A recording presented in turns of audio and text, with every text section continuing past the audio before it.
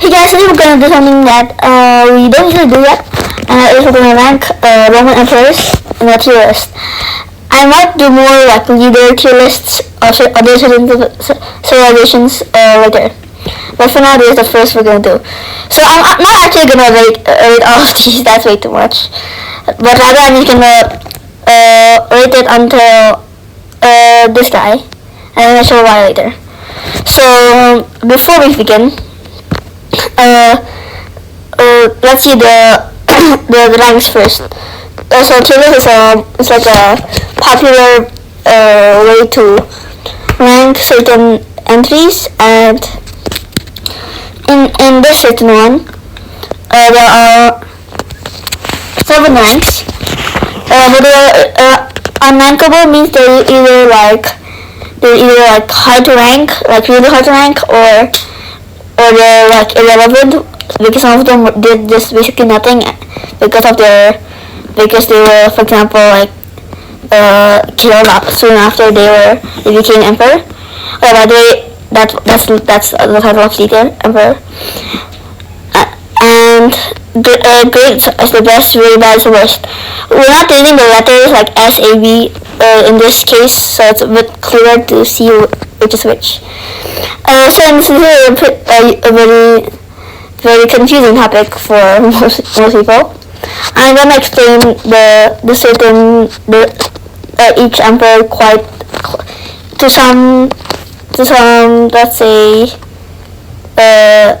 to a bit of intricacy. So the first one, already there are 77. It should be until that are gonna rank today. There's actually 170 something in the entire thing, but that's I only know like half of them, and half of them are really the one time, and the other half are kind of not really known as being Roman. The first one, the emperors are in chronological order, so this chronological order is basically the order in which the events actually happened. So Augustus is the first one on the list. So he was the first emperor, and he was the founder of a dynasty. Dynasties are like families, basically, royal families. And this guy is, he's a great emperor. By the way, I'm gonna rank this of like what they did, and not the state of the empire at the time. So Augustus, he's regarded as a great emperor since, of course, he's the first. He changed the government of Rome to an empire, and he did quite some good stuff as a ruler. And then his stepchild Tiberius became emperor, and he's portrayed by historical texts as quite an incompetent ruler, but they were probably biased, plus he was quite competent, so I'd say he's a good emperor. Now, I think it's his nephew. By the way, the first 5 emperors are all related in a dynasty which people call the Julio-Claudian dynasty. Now the third emperor of Rome and the successor of Tiberius, Caligula, was really bad, but he's probably also slightly exaggerated. But he did bad thing. He did like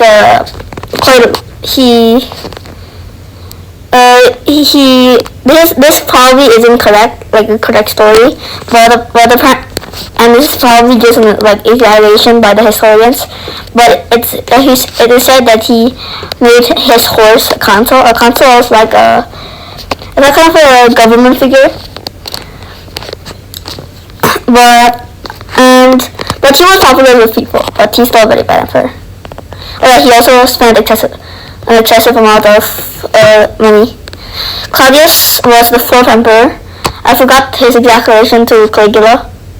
Caligula was also assassinated early into his reign. Claudius is probably a good emperor. I think he's slightly better than Tiberius.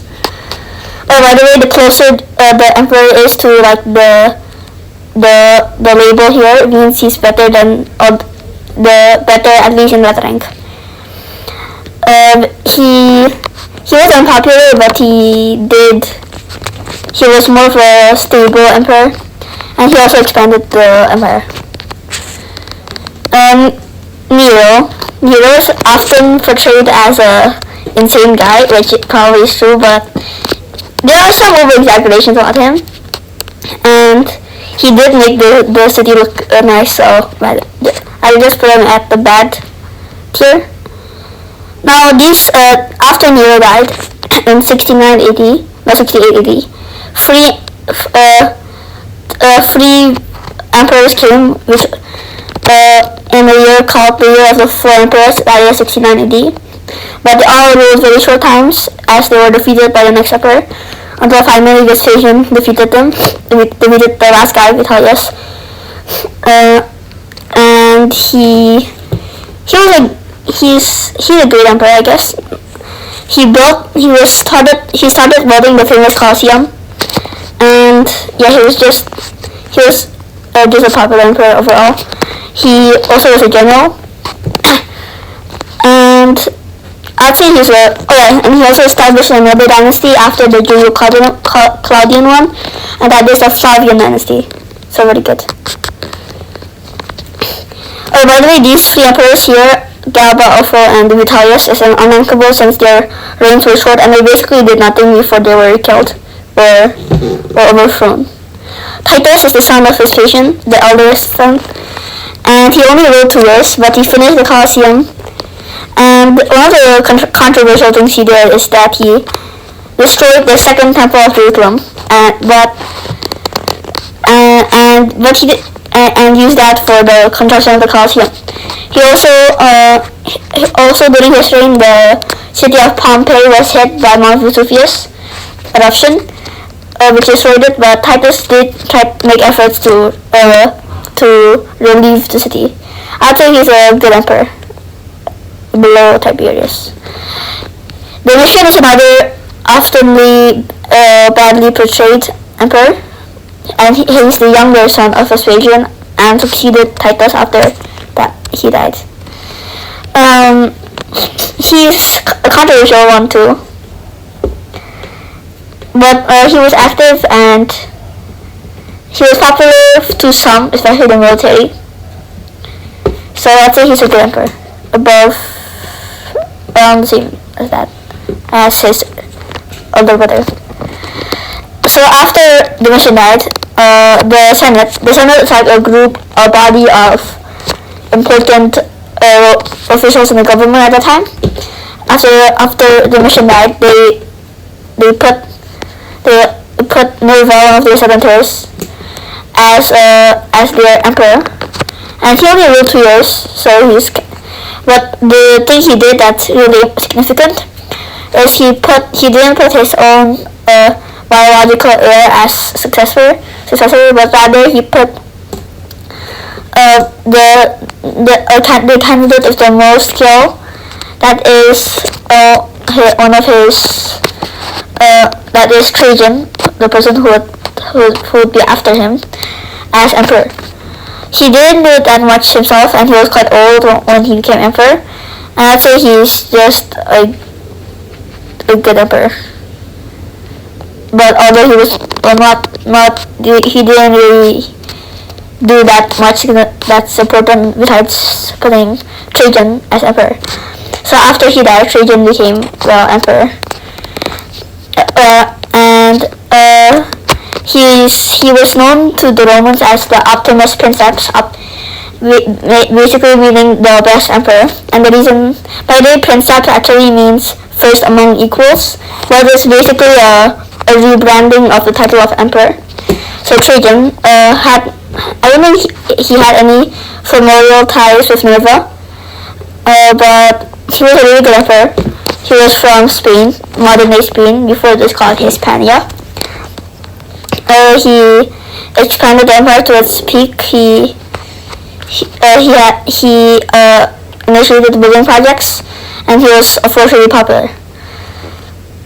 He also Yeah, he was just general. He ruled for about 19 years. I think he's a great emperor. So far, it's going like this. So after Trajan, Trajan also followed the same succession plan as his predecessor Nerva did, and that is to put somebody that is as the most skilled as emperor, and that person was Hadrian. Hadrian was an emperor until 161. No, 138 AD, and he was he focused on the defense of the empire, and he was another great emperor actually. He was a fanatic of Greek culture, and he was a well-learned emperor as well. Basically, emperors are kings, but the Romans didn't like the word king, so Hadrian, I'd say, is another great emperor. He was also very active, but he did, and he built the Hadrian's Wall, a huge fortification on the border of the Roman Empire to defend it from foreign threats and invasion. But he did withdraw from much of the conquests of his predecessor Trajan. Antoninus Pius is the next emperor that was chosen after Hadrian. Actually, Hadrian wanted another emperor, Marcus Aurelius, as emperor first, but he was too young at the time, so he chose Antoninus Pius. Antoninus Pius didn't do that much, but his reign was a prosperous reign and a peaceful one, and was the peak of Roman power. Basically, his reign had nearly no war or revolt, and I'd say he's a very good emperor. And he also built the Antonine Wall, which is another fortification. So after Antoninus Pius died, two emperors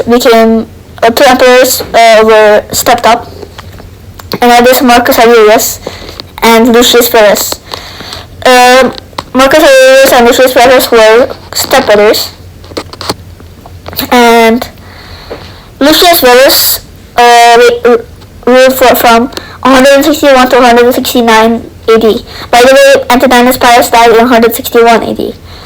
Lucius Verus ruled a few years, less time than his colleague, and he didn't rule for much, but he did campaign to Persia, but that campaign kind of backfired since that spread the Antonine Plague, which killed lots of Romans.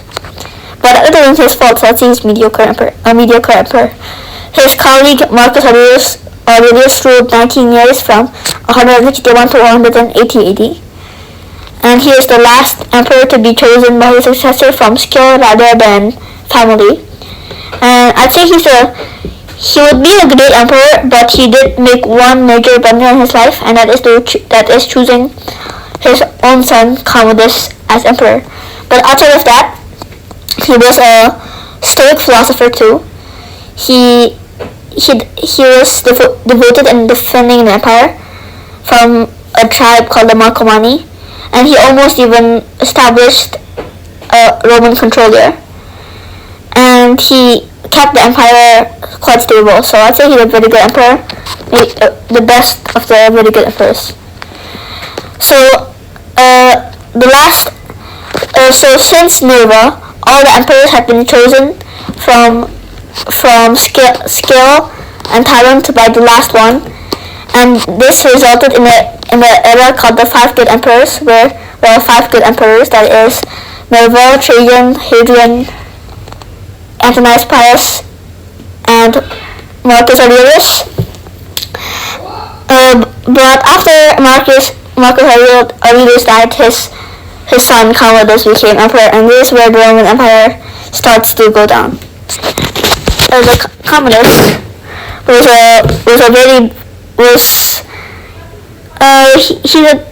he's another controversial emperor in a bad way, I guess you could say.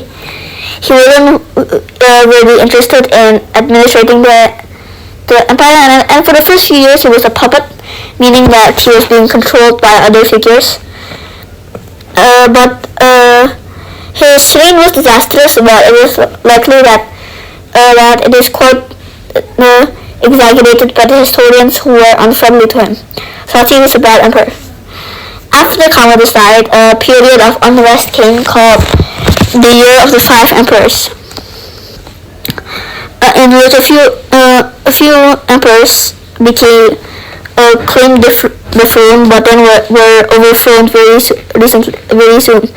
And this year was 193 AD. That is the Year of the Five Emperors. The first one after Commodus died, Pertinax was chosen, but he was quickly assassinated by the Emperor's guards, which is the Praetorian Guard. So he was unrankable, so he was so short-lived his reign was so short-lived, although he was an old man when he became emperor. After that, Didius Julianus became emperor. Actually, there are a few more, So Didius Julianus had an interesting story when he became emperor.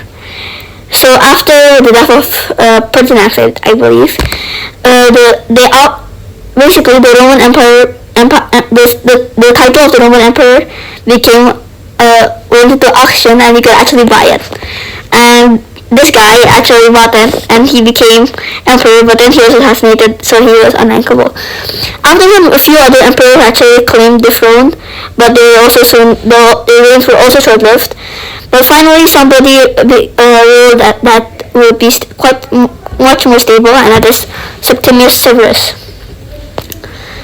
He was from the African city of Leptis Magna in North Africa, and he was a competent emperor at least, but some of his reforms were quite consequential or unpopular. But I'd say he's a mediocre emperor above Lucius Verus. Now after Septimius Severus established a dynasty called the Severan dynasty after his family name, and then his two sons became emperors, co-emperors, Caracalla and Geta. These two over here.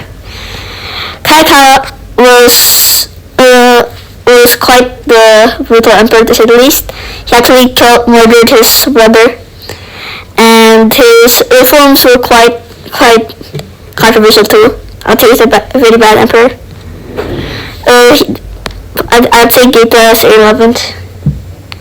After the death of Caracalla, he was assassinated. Macrinus became emperor. Macrinus was not part of the Severan dynasty, but rather he was a usurper, meaning he stole the throne basically.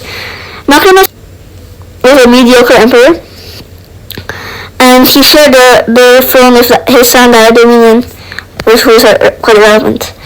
After that, the Severans took back control, and one of the relatives of Septimius Severus and Caracalla, Elagabalus, took over.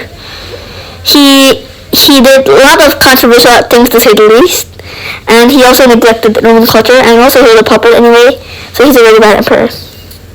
He's arguably the worst emperor on this list, if not the worst. His successor, his cousin named Severus Alexander, who was the last of the Severan dynasty, took over as emperor, and he was actually quite an excellent emperor, but although he was pretty young, and he actually I'd say he's a good emperor, maybe even I'd say above Titus. Now, after the death of Severus Alexander, about 50-year age came upon Rome, and this is called the crisis of the 3rd century, where the empire was facing a lot of problems, and it looked like the empire was going to fall.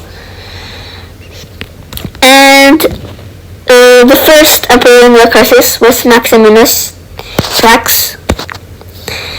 Flax comes from, the title of Flax was because he was from the area of Thrace in modern day Greece and Turkey and Bulgaria. So Maximinus Flax, he was a mediocre emperor, I'd say. He did some military campaigns, but he only ruled about 3 to 4 years, I think, before he was assassinated. Then Gordian and Gordian II became emperor, establishing the Gordian dynasty. But they were also short-lived. Gordian II was the son of Gordian. Then Pupienus and Balbinus became emperor. They're the same. They're also quite irrelevant. By the way, these Gordian II, Pupienus and Balbinus, and two others actually, were in a time of instability called the year of the 6 emperors. Then there's Gordian III, who is I think the son of Gordian II, and he was a puppet, but he did, and I'd say he's a mediocre emperor, or maybe just mediocre emperor. Philip the Arab, was then became emperor. By the way, by this time, most emperors were simply basically once they were generals that were high ranked and eventually usurped the previous emperor. They were no longer like biologically related, most of them. And Philip the Arab ruled until 249, I think. He basically didn't do that much, but I'd say he's a mediocre emperor. He celebrated the millennium anniversary of Rome in 249 AD, as Rome was founded on 753 BC as a monarchy. Now Philip II was his son and was quite relevant. This is 249 to 251. Was a bad emperor, I'd say. He also orchestrated one of the first major persecutions on Christians. Wait, this guy's irrelevant. Helenus is irrelevant. No. Tribonianus Gallus is ruled for about 2 years, I think, only I think. And yeah, he's just I'd say he's a bad emperor. But I'm quite unsure about that though. Irrelevant. Most of these irrelevant emperors ruled for days or months even, so that's why I put them as irrelevant. Then Valerian came from the Rhine, another general. Again, most of these emperors were generals. And he actually was emperor for quite a decent time, until amount of time. But then he lost against the Persians, the Sassanids in particular, at the Battle of Edessa, and he got captured, so I'd say he's a bad emperor. Now, then his son Gallienus succeeded him as emperor. And he was definitely a very active emperor, as he responded and to the threats of the crisis of the 3rd century, such as foreign invasion and usurpers and rebellion. Another problem in the crisis of the 3rd century was economic debasement, and as the colonies basically got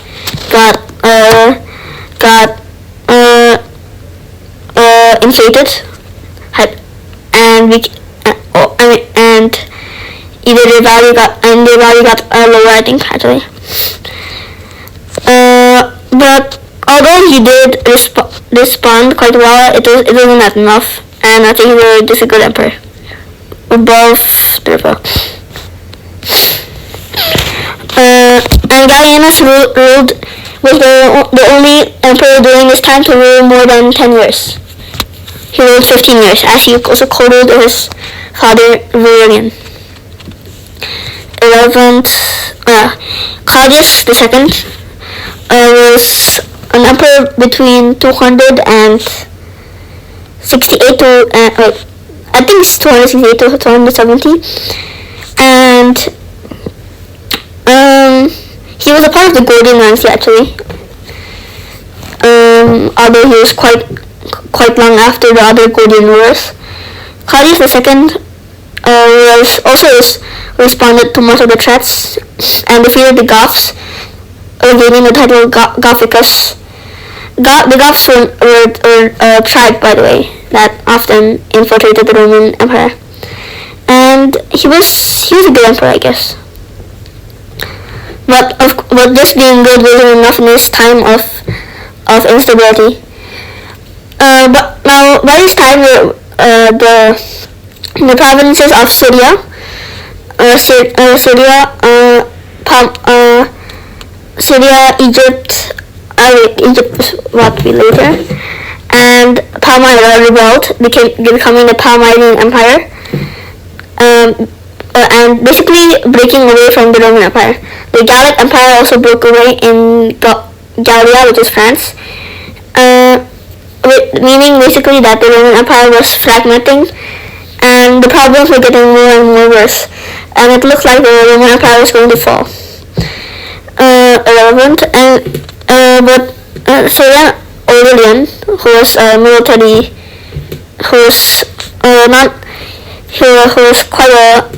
probably, I think he had some military background,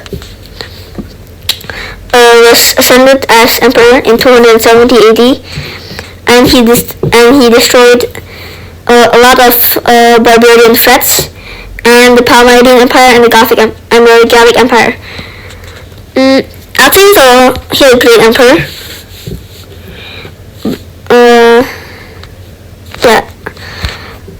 But he also didn't fully stop the crisis, although he did finally reunite the empire and stabilize it militaristically.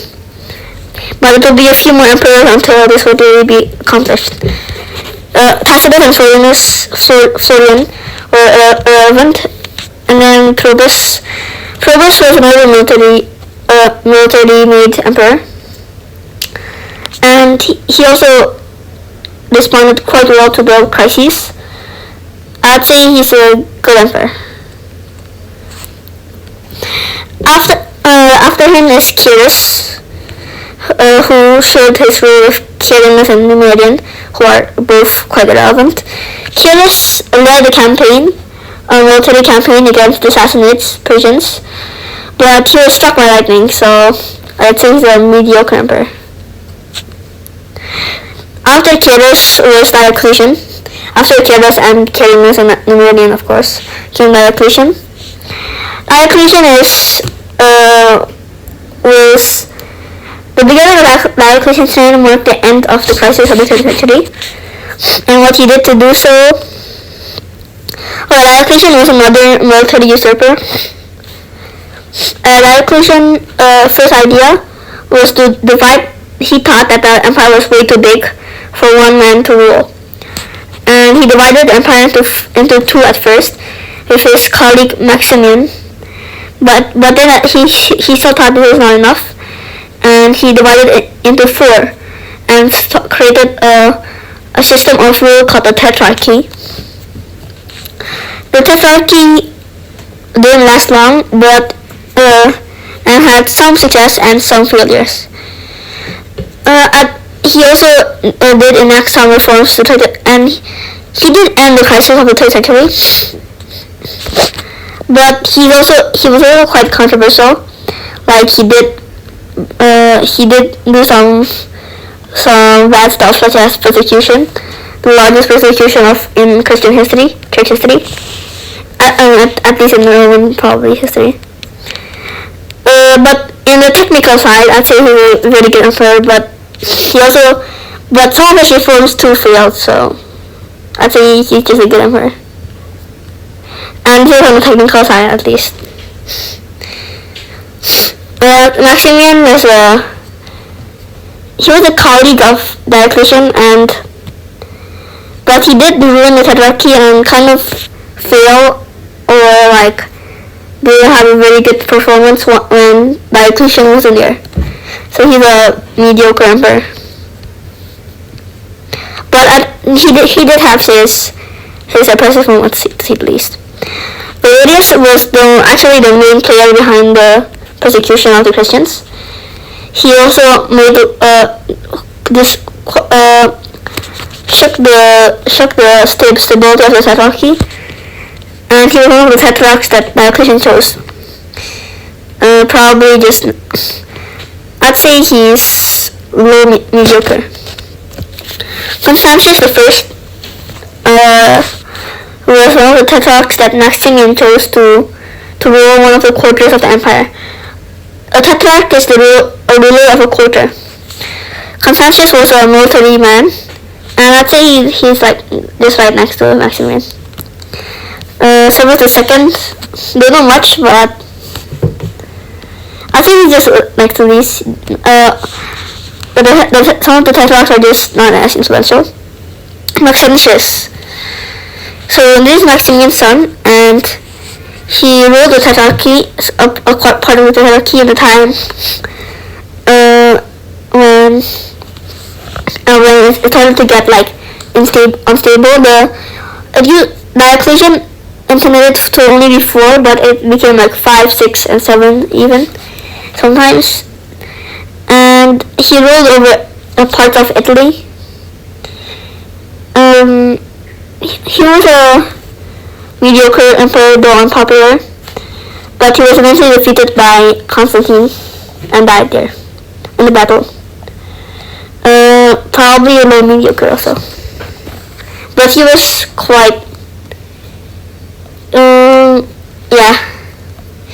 but he was quite impressive for in a few regards for his so I'd say he's just a mediocre emperor. Maximinus II, or Maximinus Daia, one of the other tetrarchs during the later tetrarchy. He was doing quite well until he decided to attack a fellow tetrarch Licinius and failed. So I guess low mediocre. Now Licinius himself was another tetrarch and second last tetrarch until Constantine finally took over his area. He was I think he's high mediocre. Yeah, most of these tetrarchs were Nazians, but basically all of the tetrarchs are mediocre. So Constantine, after there's Constantius I son, and he conquered the rest of the empire, which was separated by tetrarchy, and was the first ruler to rule over the United Empire since Cadus or Diocletian. I'd say his most famous act was of course in stopping the persecution of Christians and making Christianity legal, not illegal. And he is known militaristically by never losing a single battle. His most famous victory was at Milvian Bridge against Maxentius. But he did do some really controversial things. He did do another really popular thing, that is to finally abolish the Praetorian Guard that has ruined Rome's political system for a long time now. But his controversial acts included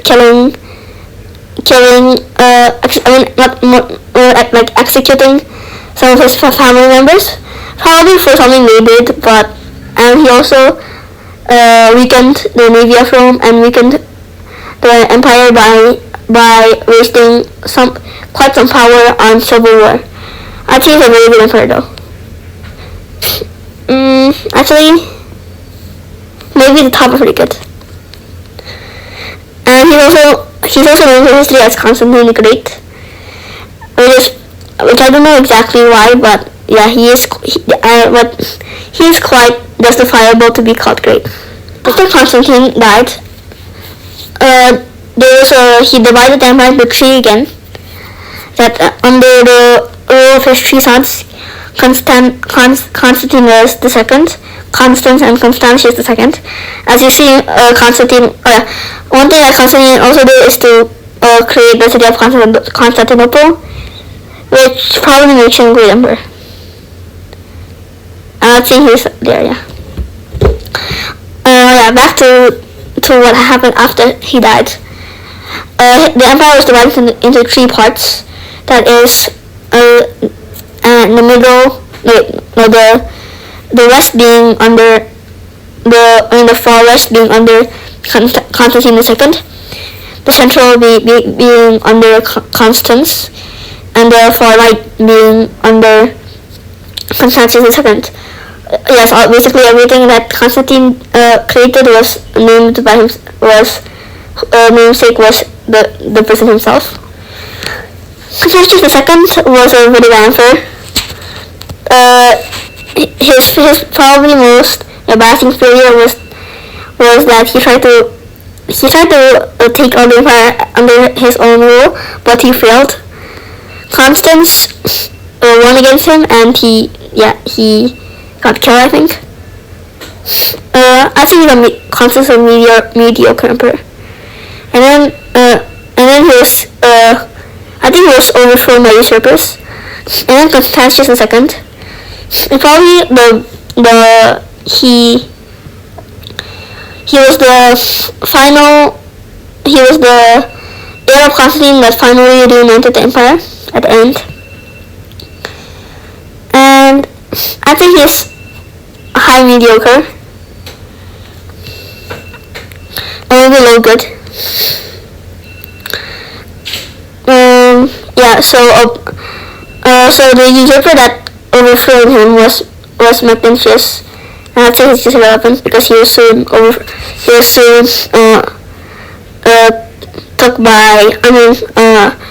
destroyed and then defeated by Constantius II. So there's only a few more emperors left until this guy.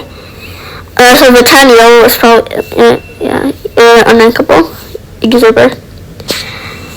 Now then Julian, the nephew of Constantine, became emperor after Constantius II. Basically, there were some usurpers around, but yeah, basically like that.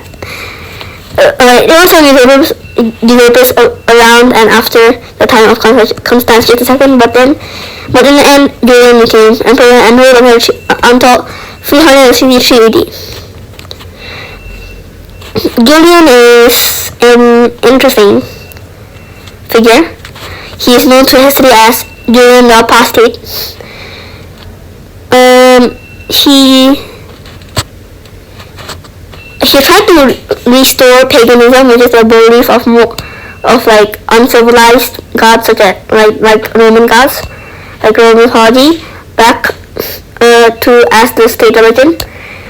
But he failed in doing so, and he also died quite an embarrassing death against the Persians in his own fault, which is that he basically he didn't wear armor, I believe. Julian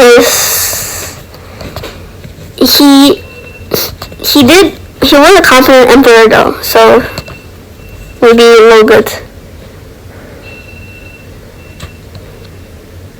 By the way, I didn't make this tier list because this is way too much. So usurper. Wait. So actually, after Julian's death, another person called Jovian became emperor after him. But he only ruled for 1 year, so actually I would probably just put him in irrelevant. Although Jovian is, I don't think he was related to Julian. So after Jovian, there was Valentinian I, who was another military guy, and I think a very good emperor. Probably maybe yeah. He actually did stabilize the borders of the. Valentinian decided to split the empire into two for a temporary while. But he ruled the east until 275, and he put his brother to rule he ruled the west until 275, and he put his brother Valens to rule on the east until 258. So Valentinian, he defended the border of the empire quite well, but his death was sort of caused by one of his own weaknesses, as he got too angry and his blood vessel popped. Then the violence cold in the east for about 2 years more. He was doing good for quite long for his entire reign until one major blunder that he made, and that is at the Battle of Adrianople. He refused the help of his co-emperor Gratian, and in 378 he was killed in battle, and a huge defeat was and there was a huge defeat for Rome. He's a very mediocre emperor. Gratian was the emperor in the west after Valentinian died, and by the Valentinian and Valens set up the Valentinian dynasty that was quite dominant until quite a long time into Roman, quite far into Roman history. Dovinus unlikable. So Gratian, he was a confident emperor too, probably good, and he was quite the emperor, to say the least. Maximus was a usurper elephant. Valentinian II was son of Valentinian I, and he was a puppet again, and he was very young, so probably low mediocre. No, I think it's unrankable, irrelevant. Eugenius was a usurper and quite low, and extremely short-lived anyway. And our final emperor on this huge list is Theodosius I. He was a controversial emperor, and he united the empire for the last time and was the last emperor to rule the entire empire. So he died in 395, and he did some popular things, and also some major some bad things, such as wasting quite a lot of power of the empire on civil war. Civil war being war against your own civilization. And I'd say he's just a good emperor. No, I'd say he's in the middle of mediocre. But he's known to history as Theodosius the Great. And that's all for today. So why I didn't add the other 100 emperors or something is that after Theodosius died, he divided the empire into two parts, the Western and the Eastern Roman Empire, and it was probably better to focus first on the United Roman Empire. And this separation between East and West would be permanent, unlike other half-half separations. The West will only survive about 8 years, and the East will survive another 1,000 years. So that's all for today. Thank you for watching. Goodbye.